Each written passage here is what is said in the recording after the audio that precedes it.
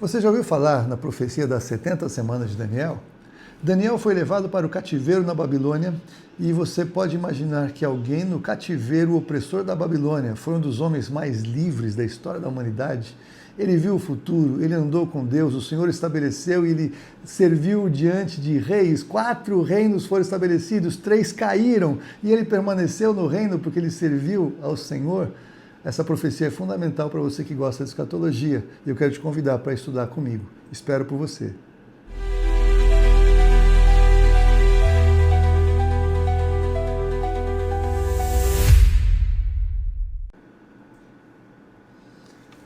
Uma das profecias mais importantes que nós encontramos na Bíblia é a profecia das 70 semanas de Daniel.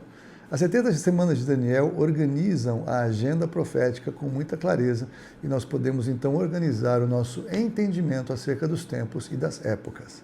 A profecia de Daniel você vai encontrar no livro de Daniel, óbvio, capítulo 9. E é uma profecia dada a ele por um anjo que trouxe uma revelação acerca de 70 semanas destinadas sobre o seu povo de Daniel, Daniel judeu, então sobre Israel e a sua santa cidade, Jerusalém. Então, 70 semanas de Daniel são uma profecia que falam da agenda de Israel e não da igreja. Explico. As 70 semanas são 70 semanas de anos. E as 70 semanas de anos, elas já têm um cumprimento parcial claramente compreendido nas Escrituras, porque as 70 semanas começam na ordem, quando sai a ordem para a reedificação do templo e da cidade. Então, quando Ciro autoriza Neemias a começar a reconstrução de Jerusalém, Esdras vai trabalhar na reconstrução do templo. Então, quando sai a ordem para a reconstrução, começa a contagem do tempo. E Daniel divide, então, ou a profecia dada a eles divide-se em 62 semanas, 7 semanas e 1 semana. 7 semanas foi o tempo que durou a reconstrução do templo, 49 anos. Então, 62 semanas mais 7, nós encontramos 483 anos desde a saída da ordem de reconstrução. E se nós fizermos uma contagem de tempo, você vai perceber que este ciclo de tempo fecha exatamente quando Jesus entra a sua entrada triunfal em Jerusalém. Quando aquilo acontece, cumpriu-se exatamente 483 anos, 69 anos. Daniel não sabia da igreja.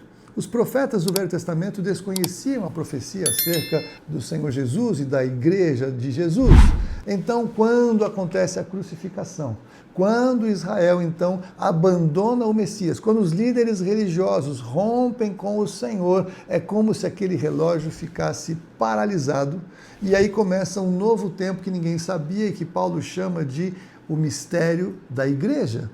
A igreja, então, é um intervalo que os profetas não sabiam, 2000 anos da história da igreja, desde que Jesus subiu ao céu até quando ele voltar. Esta última semana de anos, então, que é ligada diretamente a Israel e Jerusalém, ela começa, na minha maneira de entender e de mais alguns estudiosos, quando? Quando a igreja encerrar a sua participação aqui na terra, subindo ao céu pelo arrebatamento da noiva para as bodas do Cordeiro, quando começa a grande tribulação. Os últimos 7 anos, então, dessas 70 semanas de Daniel, 490 anos, completa-se exatamente na última semana de anos a grande tribulação. É assim que eu creio, porque assim fecha a profecia de Daniel e faz muito sentido no cenário escatológico. Então essas 70 semanas, elas apontam para Israel e não para a igreja. Elas dizem respeito ao povo judeu e não a nós, os salvos pelo sangue de Jesus. Por que isso é muito importante na minha maneira de crer? Eu creio no arrebatamento pré-tribulacionista. E por que eu creio? Porque esta última semana de anos, o Senhor vai cumprir a sua agenda profética depois da era da igreja. A igreja precisa ser retirada e Deus volta a lidar com Israel, mais especificamente com Jerusalém, nestes 7 anos em que a Bíblia chama inclusive de angústia de Jacó. Então esse tempo é um tempo em que o Senhor vai espremer Israel para que se arrependam e se voltem para reconhecer que Jesus é o Messias e principalmente para o Senhor trazer juízo sobre toda a humanidade que rejeita a sua salvação, rejeita a sua palavra e vai decidir abraçar o anticristo no momento mais terrível da história da humanidade, embora haja um início dos 7 anos em que o anticristo promoverá a paz, um grande acordo, um grande pacto entre as nações, como estamos vendo acontecer. Dividir Jerusalém como uma capital do Estado palestino e de Israel vai desencadear o Senhor ficar irado quanto a isso. Há profecias na Bíblia que falam sobre isso, quando o Senhor fala, dividiram a minha terra. Jerusalém é a capital eterna do Senhor. Jesus vai voltar em Jerusalém. Jesus vai reinar no reino milenar a partir de Jerusalém. Então, nesses 7 anos, essa última semana de anos, ela aponta para cumprimento profético, para o Senhor terminar a história com o seu povo Israel, enquanto a igreja, a sua noiva, estará no céu celebrando as bodas do Cordeiro com Jesus. Esta é a maneira que eu creio, pela divisão clara das 62, 7 e 1 semanas da profecia de Daniel.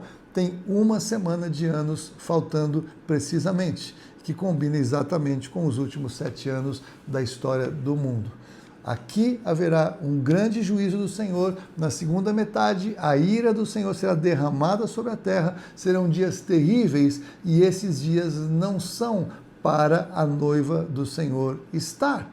E por que eu posso falar sobre isso um pouco a mais? Porque até o arrebatamento, toda forma de tribulação, de perseguição e de sofrimento que houve sobre a igreja foi Satanás oprimindo a igreja, tentando paralisar a obra do Senhor, tentando intimidar os cristãos para não avançarem em áreas que ele tinha controle, bolsões de povos não alcançados, lugares com menos penetração do evangelho, como ele fez no início da igreja primitiva, ele vai fazer também nesta etapa. Mas o que o Senhor tem em mente nesta agenda é que a partir do último dia da igreja aqui, ele começa então a lidar com a humanidade remanescente, aqueles que rejeitaram o Evangelho, aqueles que rejeitaram o Senhor Jesus e agora estão diante desta grande opressão que vai estar em curso.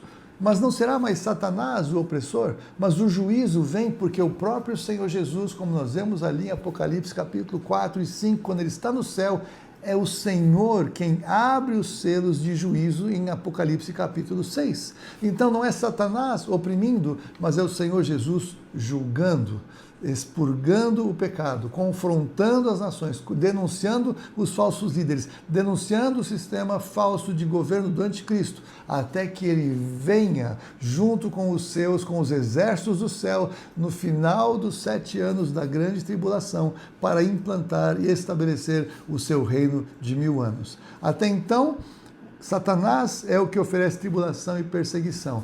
Na grande tribulação é o Senhor Jesus trazendo juízo não para os seus, mas para aqueles que o rejeitaram, aqueles que o aborrecem, aqueles que desobedecem a sua palavra, afrontam a sua santidade e também para que Israel se volte e o reconheça como o Messias e possa então ter restabelecida a sua aliança com ele.